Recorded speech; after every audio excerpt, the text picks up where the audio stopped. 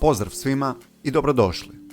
Odlučio sam vam kroz nekoliko epizoda približiti ekskluzivni francuski niš brand Fragrance du Bois. To je francuska niš kuća sa sjedištem u Parizu koja se specijalizirala za oud mirise. Brand je nastao 2013. godine, a trenutno ima gotovo 40 mirisa u svojih 5 glavnih kolekcija. Kolekcija koju ću vam danas predstaviti je Fashion Capitals, koja je inspirirana najpoznatijim svjetskim gradovima koji se ujedno smatraju i središtima vrhunske mode. U njoj se nalaze 4 mirisa, a to su London Oud, Milano, New York Fifth Avenue i New York Intense. Krenut ću s mirisom London Oud koji je izašao 2015. godine, a kreirao ga je François Merle Boudouin.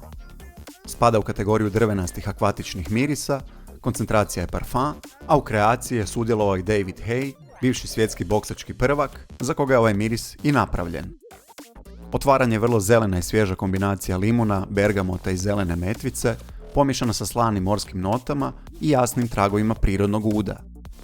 Kako generalno imam problema s akvatičnim slanim notama, osobito u suradnji s prirodnim udom, prvih 20 sekundi otvaranja nisu baš stvoreni za mene, ali nakon par minuta glavnu ulogu preuzima nota metvice, a počinju se probijati i aromatične note lavande, zbog kojih miris postaje još svježiji i doslovno vas počinje hladiti. Kako se miris razvija, tako postaje sve topliji. Nakon 15 minuta citrusne note blijede, a pojavljuju se blage nijanse jasmina i bijelog cvijeća, dok se nakon nekih sat vremena akvatičnim notama metvici i lavandi priključuju tople aromatične note muškatnog oraščića i kardamoma.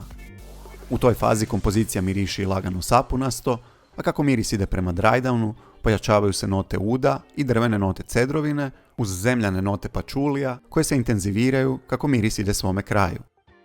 Nota uda je, osim u samom otvaranju, vrlo suptilna i lako nosiva, a u ovoj akvatičnoj kompoziciji nije stalno prisutna, nego djeluje kao svjetionik čija svjetla tek povremeno ugledate na obzoru u daljini. Trajnost je preko 6 sati, a projekcija je odlična u prva 2 sata.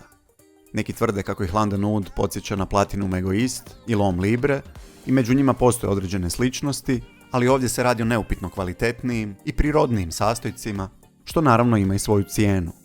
London Oud prodaje se u 3 varijante, pa ćete morati izdvojiti 130 eura za 15 ml, 334 eura za 50 ml, 559 eura za 100 ml, odnosno čak 588 eura ako želite flag edition pakiranje. Cijene su paprene i nikada ne bih izdvojio 600 eura za 100 ml ovog parfema, jer postoje jeftinija i meni draža svježa izdanja ovog brenda, ali više o tome u jednom od sljedećih videa. Bez obzira na to, London Oud je vrlo elegantan i zaintrigirat će ljubitelja akvatičnih mirisa dubljeg džepa, koji žele nešto drukčije i ekskluzivnije za proljeće i za ljeto. Za one koji žele dašak prestiža i glamura, a svidi im se ovaj miris, uvijek ostaje pristupačna opcija pakiranja od 15 ml, koje nećete potrošiti tako brzo, posebno ako imate nešto veću kolekciju. Drugi miris u ovoj kolekciji je Milano. Izašao je 2020. godine, a njegov kreator je Shadi Samra. Prodaje se kao kožni miris za žene i muškarce i možete ga kupiti samo u pakiranju od 100 ml i to po cijeni od 232 eura, a koncentracija je parfum. Milano je jedan od mojih najdražih gradova i ovaj miris me stvarno i karakterom podsjeća na taj grad. Elegantan je, ugodan i moderan i nosi u sebi baš jednu opuštenu i dobru energiju. Ovo je miris baš za ljude poput mene koji većinom ne podnose animalne kožne parfeme. Koža u ovom parfemu je takva da bih je mogao nositi bilo kojeg dana u godini, a sam miris je zbilja univerzalan, praktički za sva godišnja doba, a osobito je prikladan za izlaske. Otvaranje je vrlo svijetlo i osvježavajuće, s notama šafrana, timijana i citrusnim nijansama bergamota i naranče, a te note se vrlo brzo stapaju s voćnim notama, koje mirišu kao kombinacija maline, dinje i lubenice.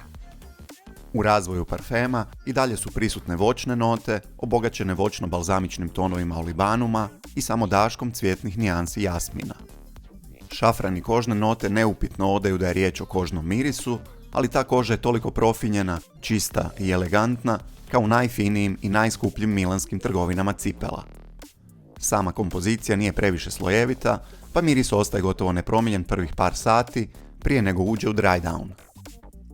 U drydownu se pojavljuju note jantara, drvene note, vanilija i mošus, koje podupiru ovu kožnu voćnu kombinaciju, održavajući je na vašoj koži još prilično dugo.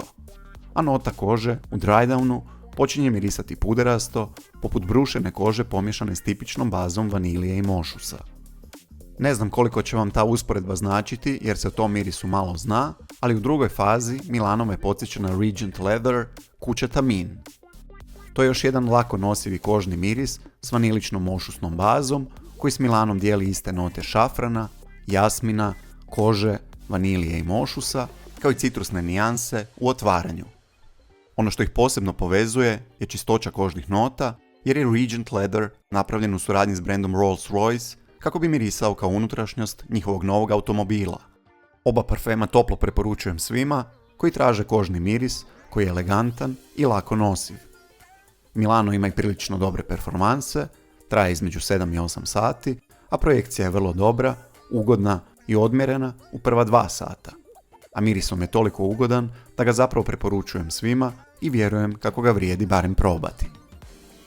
Treći miris u kolekciji je New York Fifth Avenue i također je izašao 2020. godine, a kreator je ponovo Shadi Samra. Spada među orijentalne začinske mirise i prodaje se u pakiranju od 100 ml, cijena je 232 eura za običnu te 260 eura za Flag Edition bočicu, a koncentracija je opet parfum. Inspiriran je Božićem u New Yorku, a u opisu mirisa stoji kako je New York najljepše mjesto na svijetu za provesti božićne blagdane. Već iz samog imena parfema možete zaključiti o kakvom se mirisu radi. Njujorška Peta Avenija najluksuznija i najskuplja ulica na svijetu. U njoj se nalaze najskuplje nekretnine, trgovine i robne kuće, a u vrijeme Božića okićena je tako da izgleda gotovo nestvarno. I miris je vrlo luksuzan, odiše kvalitetom i miriši skupo. U otvaranju djeluje kao još jedna u nizu Rose Oud kombinacija, ali oud nije naveden među službenim notama. Nota ruže je u otvaranju vrlo svježa, a tome doprinosi i nota bergamota. Nakon kratke početne svježine javljaju se gurmanske note karamele i pomalo puderaste note ljubičice. Zaintrigirao me akord koji je u otvaranju zamirisao poput uda, pa sam zaključio kako je to postignuto kombinacijom drva gvajaka i cipriola. Drvo gvajaka raste u prašumama Argentine i Paragvaja i poznato je kao drvo života, lignum vitae ili palo santo. Ako želite znati kako miriši taj sastojak, probajte miris Palo Santo, brenda Carner Barcelona. Miris je jako zadimljen i katranast, drvenast i pomalo kožni. Nagarmota ili cipriol je travnata biljka porijeklom iz Indije i daje kompozicijama šumske, drvenaste i pomalo gorke i zemljane tonove. Podsjeća na kombinaciju hrastove mahovine i vetivera, ali je još izazovnija i čitajući što kažu parfumeri o njoj, treba s njom uvijek biti oprezan i pametno je dozirati. Sve vam ovo govorim kako biste stekli dojam da gvajak i cipriol zajedno mogu zamirisati poput uda, dok u razvoju parfema ova kompozicija postaje vrlo gurmanska, primamljiva, topla, bogata i zavodljiva, jer se pomalo priključuju slatke note vanilije, cashmere wood i mošus. Nije me začudilo što mi se ovaj miris odmah svidio, jer ima u sebi note karamelizirane ruže, koje se pojavljuju u još 2 mirisa za koje sam napravio recenzije, a to su Peregrina i New York. Posebno je zanimljivo da 2 različita brenda imaju mirise posvećene gradu New Yorku i oba koriste note karamele i ruže. Mnogi za ovaj miris kažu da miriši kao Oud Satin Mood, ali Oud Satin Mood je puno slađi, puno jači i ponekad zagušujuć ako se stavi više od jednog spreja, a i sadrži oud u sebi.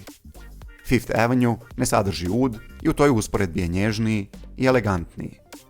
Unatoč notama karamele i vanilije, ne bih ovaj miris nazvao potpuno gurmanskim, jer cipriol kompoziciji daje zelene i začinsko-zemljane tonove, a gvajak svojim tamnim mirisom daje balans s slatkim notama i ruži koja s vremenom više nije toliko izražena, već postaje lagano džemasta. Tek u zadnjih par sati kompozicijom dominira vanilija, s kojom se ovaj miris i privodi kraju.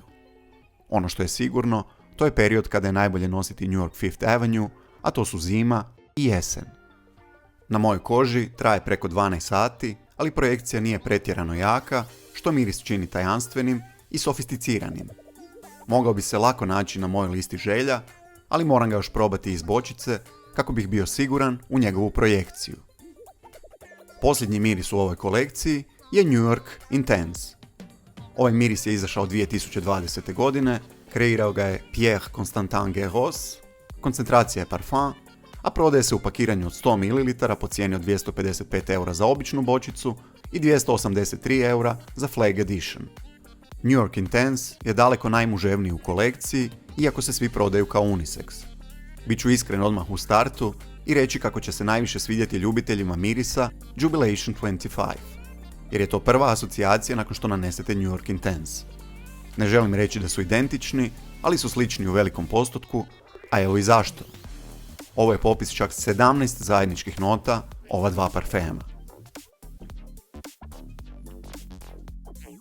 Otvaranje je kombinacija naranče i začinskih nota cimeta, korijandera i lovorovog lista s dozom slatkoće koja dolazi od kupine i daškom cvjetnih nijansi ruže.